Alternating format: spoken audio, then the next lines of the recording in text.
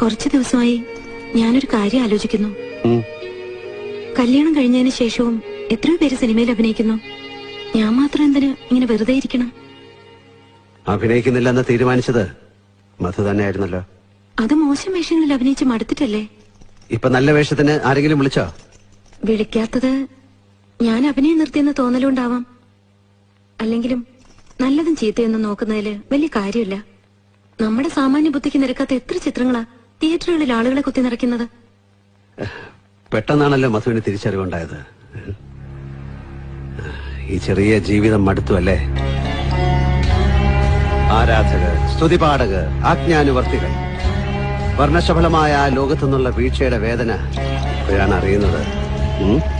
ഉദയേട്ടൻ എന്തൊക്കെയാ പറയുന്നേ? നമ്മുടെ ജീവിതം നമ്മുടെ രണ്ടുപേരുടെയാണ്. അതിലെന്റെ പങ്ക് ഞാൻ ചെയ്യണ്ടേ? ഓ, അതുകൊണ്ടാണ്, അല്ലാതെ അഭിനയത്തോടുള്ള അഭിനിവേശം കൊണ്ടല്ല. ഉദയേട്ടൻ ഇങ്ങനെയുള്ള കോംപ്ലക്സുകളൊക്കെ ഉണ്ടോ? ഉണ്ട്, തീർച്ചയായും ഉണ്ട്. ഞാനങ്ങനെ വിചാരിച്ചിരുന്നില്ല. ചോദിച്ചിരുന്നെങ്കിൽ പറഞ്ഞു തരുമായിരുന്നല്ലോ. ഉള്ളിൽ കടന്ന് നീറുന്നത് മുഴുവൻ പുറത്തേക്ക് വലിച്ചിടരുത് മധു.